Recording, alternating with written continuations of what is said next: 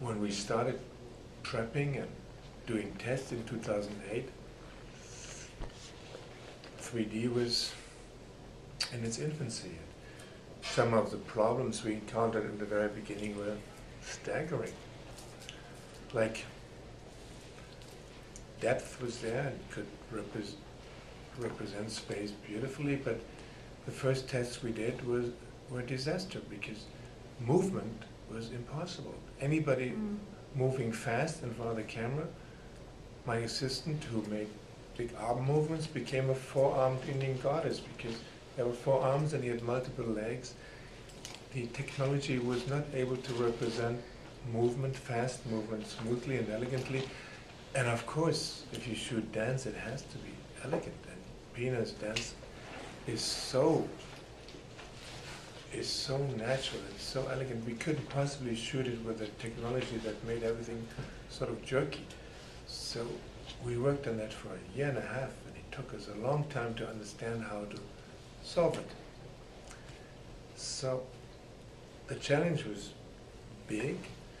And on the other hand, the opportunity was so fabulous because if you work with such a new language, and if you can invent it, that's also a great privilege.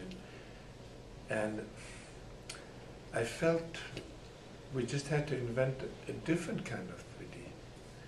And I saw the possibilities, even if there was no film to back it up.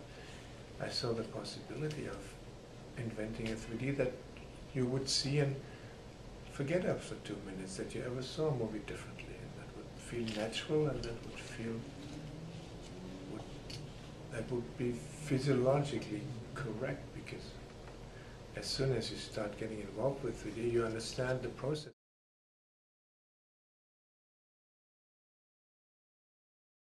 For Pina's work, it was even more essential because it is not just, Pina's work is not an aesthetic experience, it is an existential experience, and it is about life. Pina's maybe said it best herself when she defined what she, very early on what she did. She said, I'm not interested in what in how my dancers move. I'm not interested. I'm interested in what moves them. And that is a huge difference. That's a planet of difference. That's a whole reversal of what dance was until then. And in order to understand that, I needed to be with them and not just watching them from outside.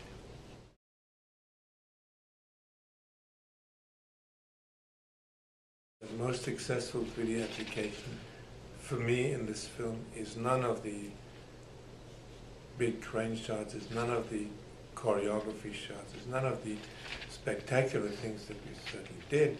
For me, the big revelation and the most effective shot, and it was a shock to me, was these close-ups by the dancers.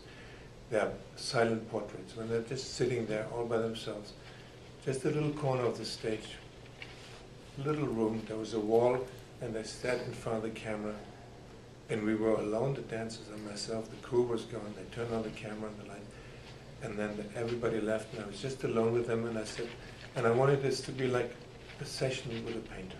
You would just sit there, and sometimes in between you would look at the painter, like a friend. But most of, I wanted them to feel alone and be in their own thoughts.